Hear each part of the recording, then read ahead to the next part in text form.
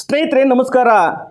ನಿಮ್ಮ ಭೂಮಿಯಲ್ಲಿ ಉತ್ತಮವಾದ ಬೆಳೆ ಬರಲಿಲ್ಲ ಅಂತ ಅಂದರೆ ನೀವೇನು ಮಾಡ್ತೀರಾ? ಆ ಭೂಮಿಯ ಮಣ್ಣನ್ನು ತಗೊಂಡೋಗಿ ಯಾವುದಾದ್ರೂ ಲ್ಯಾಬ್ಗೆ ಟೆಸ್ಟ್ ಮಾಡಿಸಿ ಅದಕ್ಕೆ ಟ್ರೀಟ್ಮೆಂಟ್ ಕೊಡ್ತೀರಾ.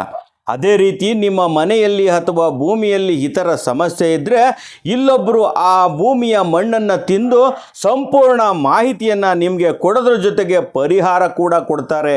ಅದೆಲ್ಲಿ ಅಂತ ಹೇಳ್ತೀನಿ, ಈ ಸಂಪೂರ್ಣ ವಿಡಿಯೋ ನೋಡಿ. ಅದಕ್ಕಿಂತ ಮೊದಲು ನೀವೇನಾದರೂ ವಸಂತವಾಣಿಯ ಸಬ್ಸ್ಕ್ರೈಬ್ ಮಾಡಿಲ್ಲ ಅಂದರೆ ತಕ್ಷಣ ಸಬ್ಸ್ಕ್ರೈಬ್ ಮಾಡಿಕೊಳ್ಳಿ. ಅದೇ ರೀತಿ ಫೇಸ್ಬುಕ್ಕಲ್ಲಿ ನೋಡ್ತಾ ಇದ್ದರೆ ಫಾಲೋ ಮಾಡಿ. ದೇವಾಲಯದ ಅರ್ಚಕರಾದ ನಾಗರಾಜ್ ಅವರು ಸ್ವತಃ ತಾವೇ ಆ ಭೂಮಿಯ ಮಣ್ಣನ್ನು ತಿಂದು ಅದರಲ್ಲಿರುವಂಥ ಹಲವಾರು ಸಮಸ್ಯೆಗಳನ್ನ ದೂರ ಮಾಡ್ತಾ ಇದ್ದಾರೆ. ನೀವು ನೋಡ್ಬೋದು, ಸಾವಿರಾರು ಜನ ಪ್ರತಿನಿತ್ಯ ಅಮಾವಾಸ್ಯೆ ಹುಣ್ಣಿಮೆಗೆ ಇಲ್ಲಿ ತಮ್ಮ ಕಷ್ಟಗಳನ್ನ ಹೊತ್ತು ಬರ್ತಾರೆ. ಆದರೆ ವಿಶೇಷವಾಗಿ ನನಗೆ ಬಂದ ಪ್ರಶ್ನೆ ಏನು ಅಂತ ಅಂದರೆ, ಅಷ್ಟೊಂದು ಮಣ್ಣನ್ನು ಮನುಷ್ಯರು ತಿಂದು ಆರೋಗ್ಯವಾಗಿ ಹೇಗೆ ಇರೋದು ಸಾಧ್ಯ? ಮತ್ತು ಆ ಮಣ್ಣು ತಿನ್ನೋದ್ರಿಂದ ಯಾವ ರೀತಿ ಸಮಸ್ಯೆಗಳನ್ನ ಗುರುತಿಸೋದಕ್ಕೆ ಸಾಧ್ಯ ಅಂತ ನಿಮ್ಮಲ್ಲೂ ಕೂಡ ಇಂತಹ ಹಲವಾರು ಪ್ರಶ್ನೆಗಳು ಬಂದಿದೆ. ಹಾಗಾಗಿ ನಾನು ಗುರುಗಳನ್ನು ನೇರವಾಗಿ ಕ್ವಶನ್ ಮಾಡ್ತೀನಿ. ಸಮಸ್ಯೆ ಅಂತ ಬರ್ತಾರೆ. ಸಮಸ್ಯೆ ಅಂತ ಬಂದಾಗ ಅವರು ವಾಸ ಮಾಡ್ತಕ್ಕಂಥ ಜಾಗದಾಗಲಿ ಅವ್ರ ತೋಟದಾಗಲಿ ಏನೋ ಸಮಸ್ಯೆ ಐತೆ, ಜನಗಳಿಂದ ತೊಂದರೆ ಆಗಿರೋದಿಲ್ಲ, ಒಂದು ದೈವದತ್ತವಾದ ಯಾವುದೋ ಒಂದು ಮುನೇಶ್ವರನು ಆ ಜಾಗದಲ್ಲಿ ಏನೋ ಒಂದು ಬಂದು ಪ್ರತಿಷ್ಠಾಪನೆ ಆಗೋಕ್ಕೋ, ಇಲ್ಲ ಆ ಜಾಗದಲ್ಲಿ ಯಾರನ್ನಾದರೂ ಸಾವಾಗಿ ಮುಚ್ಚಿದ್ದಾಗ ಅಲ್ಲಿ ಆ ವ್ಯತ್ಯಾಸವಾಗಿ ಸಾವಾಗಿದ್ದು ಅದು ಆತ್ಮಕ್ಕೆ ಶಾಂತಿ ಸಿಗದಲೆಯ ಪ್ರೇತಾತ್ಮ ಓಡಾಡ್ಕೊಂಡಿದ್ದು ಏನೋ ಒಂದು ಸಮಸ್ಯೆ ಆಗ್ತಾ ಇರ್ತದೆ. ನಮಗೆ ಅವ್ರು ಬಂದು ಇಲ್ಲಿ ಪ್ರಶ್ನೆ ಮಾಡಲಾಗಿ ಏನಾಗೈತೆ ಅಂತನ ನಮಗಿಲ್ಲ ಅದು ತೋರ್ಪಟ ಆಗುತ್ತೆ, ಇವ್ರಿಗೆ ಇಂಥ ಜಾಗದಿಂದ ಸಮಸ್ಯೆ ಆಗೈತೆ ಅಂತನ. ನಾವು ಅವಾಗ ಏನು ಮಾಡ್ತೀವಿ, ಆ ಜಾಗದ ಮಣ್ಣು ತಾಂಬಂದು ಕೊಡಿ ನನಗೆ, ನಾನು ಅದನ್ನು ನೋಡಿ ಹೇಳ್ತೀನಿ ಅಂತ ಹೇಳ್ತೀನಿ. ಅವರು ಆ ಜಾಗದಿಂದ ಮಣ್ಣು ತಾಂಬಂದು ಕೊಟ್ಟಾಗ, ಈಗ ನೋಡಿರಿ ಒಂದು ಉದಾಹರಣೆಗೆ ಒಂದು ಮಣ್ಣು ತಾಂಬಂದು ಕೊಟ್ಟವ್ರಿದ್ದು, ಈ ಜಾಗದ್ದು ಮಣ್ಣು ನಾನು ಇದನ್ನು ನೋಡ್ತೀನಿ ಬಾಯಿಗೆ ಹಾಕ್ಕೊಂಡು ಈ ಥರ ಹಾಕ್ಕೊಂಡು ಅದನ್ನು ನಾವು ಅದು ರುಚಿ ಕಂಡಿಡಿದಾಗ, ಆ ರುಚಿ ಕಂಡು ಹಿಡಿಯುವಾಗಂಥ ಸಂದರ್ಭದಲ್ಲಿ ದೈವ ಗುಣವಿದ್ದರೆ ಸಿಹಿಯಾಗಿ ಪರಿಣಾಮ ಬೀರುತ್ತೆ, ಕೆಟ್ಟದ್ದೇನಾದರೂ ಇದ್ದರೆ ವಿಷ ಆಗುತ್ತೆ, ಜನಗಳಿಂದ ಏನಾದರೂ ತೊಂದರೆ ತಾಪತ್ರೆ ಇದ್ದರೆ ಅದರಲ್ಲಿ ರಕ್ತದ ಸ್ಮೆಲ್ ಬರ್ತದೆ. ಯಾರೋ ಒಬ್ಬ ಆಗದಂಥ ವ್ಯಕ್ತಿಗಳು ಏನಾದರೂ ಸಣ್ಣ ಪುಟ್ಟ ವ್ಯತ್ಯಾಸ ಮಾಡಿದರೆ ಆ ಜಾಗದಲ್ಲಿ ಕುಟ್ಕೆ ಅಂಥದ್ದು ಇಂಥವು ಸಣ್ಣ ಪುಟ್ಟ ಊತ ಹಾಕಿದರೆ ರಕ್ತದ ಸ್ಮೆಲ್ ಬರ್ತದೆ. ಇದರಲ್ಲಿ ತಾಮಸ ಗುಣ, ರಾಜಸ ಗುಣ, ದೈವ ಗುಣ, ರಾಜಮೋಡಿ ವಿದ್ಯೆಗಳು, ಈ ಥರ ವಿದ್ಯೆಗಳು, ಭೂತ ವಿದ್ಯೆ, ಬೇತಾಳು ವಿದ್ಯೆಗಳನ್ನು ಕಲಿತು ಮಾಡಿರ್ತಕ್ಕಂಥ ಕೆಲವು ಪ್ರಭಾವಗಳು ಈ ಮಣ್ಣಲ್ಲಿ ಇದ್ದಾಗ ಅವು ನಮಗೆ ತೋರ್ಪಟ್ಟಾಗ್ತವೆ. ನಮಗೆ ಎದುರುಗಡೆ ಕುಂತಿರ್ತಕ್ಕಂಥ ವ್ಯಕ್ತಿ ಯಾವುದ ಸಮಸ್ಯೆಯಲ್ಲಿ ಬಳತಾವನೆ ಅಂತ ಗೊತ್ತಾಗೋದು ಈ ಮಣ್ಣು ತಾಂಬಂದಾಗ ಕೊಟ್ಟಾಗ 100ಕ್ಕೆ 100 ಭಾಗ ನಮಗೆ ಗೊತ್ತಾಗುತ್ತೆ. ಇದರ ಆಧಾರದ ಮೇಲೆ ನಾವು ಕೆಲಸ ಮಾಡ್ತೀವಿ, ಆವಾಗ ಅವರಿಗೆ ಅನುಕೂಲ ಆಗುತ್ತೆ, ಕಾಣುತ್ತೆ, ಒಳ್ಳೆಯದಾಗುತ್ತೆ. ಈಗ ನೂರಾರು ಜನ ಮಣ್ಣನ್ನ ಇಟ್ಕೊಂಡು ದೇವಾಲಯದ ಮುಂದೆ ಸರತಿ ಸಾಲಿನಲ್ಲಿ ನಿಂತಿದ್ದಾರೆ. ಅವರೆಲ್ಲ ತಂದ ಮಣ್ಣುಗಳನ್ನ ನೀವು ತಿಂತೀರಾ, ನಿಮ್ಮ ಆರೋಗ್ಯದ ಮೇಲೆ ಯಾವ ರೀತಿ ಪರಿಣಾಮ ಬೀರ್ಬೋದು?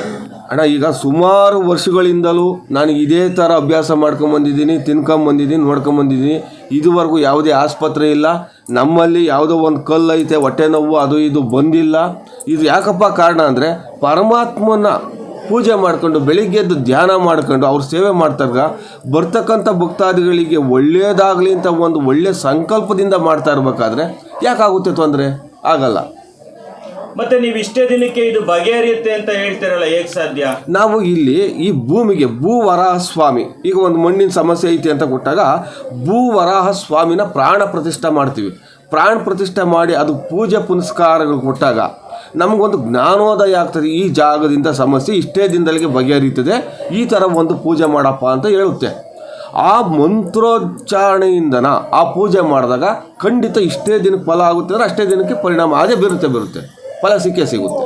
ಸ್ನೇಹಿತರೆ ನೋಡಿ, ಇದು ನಾಗರಾಜ್ ಅವ್ರ ಗುರೂಜಿಯವರ ಮಾತಾಗಿದೆ. ಯಾಕೆ ಅಂತ ಅಂದರೆ ಎಲ್ಲ ಕೂಡ ಮಣ್ಣಿಂದನೇ, ಈ ಮನುಷ್ಯ ಹುಟ್ಟಿರೋದು ಮಣ್ಣಿಂದನೇ, ಸಾಯೋದು ಮಣ್ಣಿಂದನೇ, ಇಲ್ಲಿ ಬರುವಂಥ ಹಲವಾರು ಸಮಸ್ಯೆಗಳು ಕೂಡ ಮಣ್ಣಿಂದನೇ ಬರುತ್ತೆ ಅಂತ ಹೇಳಿ ಗುರುಗಳು ಹೇಳ್ತಾರೆ.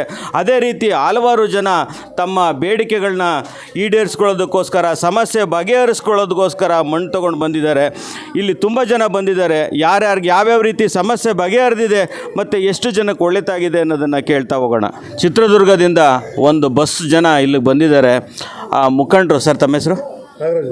ಇವರು ಕೂಡ ನಾಗರಾಜು ಅಂತ ಹೇಳಿ, ಹಾಗಾಗಿ ಮಾತಾಡ್ಸೋಣ. ಸರ್, ಏನು ಚಿತ್ರದುರ್ಗದಿಂದ ಬಂದಿರೋ ವಿಷಯ? ನಮಗೆ ಚಿತ್ರದುರ್ಗದಿಂದ ಕೈಕಾಲು ನೋವಿತ್ತು, ಫುಲ್ ಸುಸ್ತಿದ್ದೆ, ಓಡೋಕ್ಕಾಗ್ತಿದ್ದಿಲ್ಲ. ನನ್ನ ಹೊರಗೆ ಹಿಡಿದಿದ್ರು, ಸಾಯ್ತೀನಂತ ಹೊರಗೆ ಹಿಡಿದಿದ್ರು. ಇಲ್ಲಿ ಬಂದಮೇಲೆ ಭಗವಂತ ನಮ್ಮನ್ನೆಲ್ಲ ಕರುಣೆಯಿಂದ ಕಾಪಾಡಿದ. ಆದರೆ ನಾಗರಾಜನ ಶಕ್ತಿ ಭಾಳ ದೊಡ್ಡದೈತೆ. ಎಲ್ಲ ಪುಣ್ಯಾತ್ಮರು ಹಿಂಗೆ ನಡೆಸ್ಕೊಂತ ಹೋಗಲಿ, ಒಳ್ಳೆಯದಾಗಲಿ. ಆಮೇಲೆ ದಾಸೋಹ, ನಿತ್ಯ ದಾಸೋಹ ನಡೀತೈತೆ, ಭಾಳ ತುಂಬ ಹೆಮ್ಮೆ ಆಗುತ್ತೆ. ಭಕ್ತರ ಕೈಲಿ ಎಷ್ಟು ಇರುತ್ತೋ ಅವ್ರವ್ರೇನು ದುಡ್ಡು ಕೇಳ್ತಿಲ್ಲ, ಕಾಸು ಕೇಳ್ತಿಲ್ಲ. ನಿನಗೇನಪ್ಪ ಒಳ್ಳೇದಾಯ್ತಾ, ನಿನಗೆ ತಾಯಿಗೆ ಒಂದು ಹೂನಾರ ಹಾಕಿ ಹೋಗು, ಅಮ್ಮಗೆ ಅಡ್ಬಿದ್ದು ಹೋಗು, ಅಮ್ಮ ಕಾಪಾಡ್ತಾಳೆ ಅಂತ ಹೇಳಿದ್ರು. ಸತ್ಯವಾಗಿ ನಾನು ಕಾಪಾಡಿದ್ದಾಳೆ. ಶುಗರ್ ಇತ್ತು 470 ಇತ್ತು ನನ್ನ ಶುಗರು. ಇಲ್ಲಿ ಬಂದಮೇಲೆ ನಾರ್ಮಲ್ ಆಯಿತು. ನಾನೇನು ಎಂಥ ಮಾತಾಡೋಂಗಿಲ್ಲ, ಇನ್ನೊಂದಿಲ್ಲ. ಅವ್ರೇನು ನನಗೆ ಕೊಟ್ಟಿಲ್ಲ. ನಿಮ್ಮೆಣ್ಣಿಂದ ಒಂದು ಆಶೀರ್ವಾದ ಮಾಡಿದರು. ಇಲ್ಲ ಊಟ ಮಾಡೀನಿ. ಈ ಊಟದ್ದು ಒಂದು ಬೆಳಗ್ಗೆ ಟೈಮ್ನಾಗೆ ನಿಮ್ಮನ್ನು ಕೊಯ್ಕೊಂಡು ಕುಡ್ದಿದ್ದೀನಿ. ಅಲ್ಲಿ ನನ್ನ ಶುಗರ್ ನಾರ್ಮಲ್ಲು, BP ನಾರ್ಮಲ್. ನಾವು ಬಿದಿರೆಯಿಂದ ಬಂದಿದ್ದೀವಿ. ನಾವು ನಮ್ಮ ಹುಡುಗ ಹುಷಾರಿರಲಿಲ್ಲ, ಬಂದಂಗೆ ಒಂಥರ ಇಡೀ ಎಲ್ಲ ಸುತ್ತ ಎಲ್ಲ ತುಮಕೂರಲ್ಲಿ ಎಲ್ಲೆಲ್ಲಿ ಇದೆ ಯಾರ್ಯಾರು ಪಂಡಿತರು ಎಲ್ಲ ಓಡಾಡಿದ್ದೀವಿ. ಎಲ್ಲೂ ವಾಶ ಆಗಿರಲಿಲ್ಲ. ನಮ್ಮ ಮಾವರು ಇಲ್ಲೆಲ್ಲ ಇದ್ದಾರೆ, ಅವ್ರು ಬಂದು ಕರ್ಕೊಬಂದ್ರಿ ಇಲ್ಲಿಗೆ. ಬಂದು ಒಂದೇ ಒಂದು ಕಟ್ಟಿ ಓಡಿಸ್ತೆ ಸ್ವಾಮಿ ಹತ್ರ ಕೇಳಿ. ಆವತ್ತಿಂದ ಎಷ್ಟು ದಿನಕ್ಕೆ ಹಿಂಗೆ ಇಷ್ಟೇ ಟೈಮ್ಗೆ ಹಿಂಗೆ ಹೋಗ್ತಾನೆ ಕೆಲ್ಸಕ್ಕೆ ಅಂತೇಳಿ ಹೇಳಿದರು. ಅದರಂತ ಈಗ ಕೆಲಸ ಮಾಡ್ತಾವೆ ಹೋಗಿ ಬೆಂಗಳೂರಾಗೆ. ಅಂದರೆ ನನ್ನ ಮಗಳು, ನನ್ನ ಮೊಮ್ಮಕ್ಕಳು ನನ್ನ ಮನೆಗೆ ಬರ್ತಾ ಇರಲಿಲ್ಲ. ಇವ್ರ ಹತ್ರ ಬಂದು ಕೇಳ್ಕೊಂಡು ಹೋಗಿದ್ದೆ. ಒಂದು ನಿಂಬೆಹಣ್ಣು ಮಾತ್ರ ಕೊಟ್ಟಿದ್ರು, ಆ ಥರ ಮಾಡಮ್ಮ ಅಂತೇಳಿ. ಅದು ಮಾಡಿಕೊಟ್ಟ ಮೇಲೆ ನನ್ನ ಮೊಮ್ಮಗಳು ನನ್ನ ಹತ್ರ ಮಾತಾಡ್ತಾ ಇದ್ದಾಳೆ. ನಾನು ಇಲ್ಲಿಗೆ ಬರೋ ಕಾರಣ ಒಂದು ಎಡಗೈ ಒಂದು ಸ್ವಲ್ಪ ಆಕ್ಷನ್ ಇಲ್ದಂಗೆ ಅವತ್ತು ಇರ್ಕಿದ್ದಂಗೆ. ಹಂಗಾಗಿ ಇಲ್ಲಿಗೆ ಬಂದಿದ್ದಕ್ಕೆ ನಾನು ಅಡುಗೆ ಕೆಲಸ ಮಾಡ್ತೀನಿ. ಏನಲ್ಲಿ ದುಡ್ಡು ಹಣಕಾಸಿನ ವ್ಯವಹಾರ ದೇವ್ರದ್ದು ನಾವು ಉಳಿಯೋ ಸ್ಥಿತಿನಲ್ಲೂ ಇರಲಿಲ್ಲ. 2 ಸತಿ ಉಳಿಸೋರೆ. ಒಂದು ಆಪ್ರೇಷನ್ನು ಆಗಿದೆ. ಒಂದು ಸತಿ ಆಪ್ರೇಷನ್ ಬೇಡ ಅಂತ ವಾಪಸ್ಸು ಇವರೇ ಫೋನ್ ಮಾಡಿ ಕರೆದ್ರು. ಸ್ನೇಹಿತರೆ, ಈ ಥರ ನೂರಾರು ಸಾಕ್ಷಿಗಳು ನಮ್ಮ ಬಳಿ ಇವೆ. ನೀವು ಜೀವನದಲ್ಲಿ ಒಮ್ಮೆ ಈ ಕ್ಷೇತ್ರಕ್ಕೆ ಭೇಟಿ ನೀಡಿ. ಹೇಗಪ್ಪ ಈ ಕ್ಷೇತ್ರಕ್ಕೆ ಹೋಗೋದು ಎಂಬ ಪ್ರಶ್ನೆ ನಿಮ್ಮಲ್ಲಿ ಮೂಡ್ತಾ ಇದ್ರೆ, ಈ ಕ್ಷೇತ್ರ ಇರೋದು ತುಮಕೂರು ತಾಲೂಕಿನ ಹೆಬ್ಬೂರು ಹೋಬಳಿಯ ಸಿದ್ದಪ್ಪನಪಾಳ್ಯ. ಮಹಾಲಕ್ಷ್ಮಿ ಸಮೇತ ಉಮಾಮಹೇಶ್ವರ ಸನ್ನಿಧಾನಕ್ಕೆ ನೀವು ಭೇಟಿ ನೀಡಬೇಕು ಅಂತ ಅಂದರೆ ನಿಮ್ಮ ಈ ವಿಳಾಸಕ್ಕೆ ಸಂಬಂಧಿಸಿದಂಥ ಮಾಹಿತಿಯನ್ನು ನಾನು ಹಾಕಿದ್ದೇನೆ.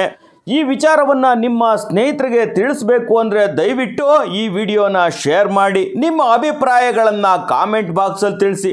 ಇದುವರೆಗೂ ನೋಡಿದ್ದಕ್ಕೆ ನಿಮಗೆ ಧನ್ಯವಾದಗಳು.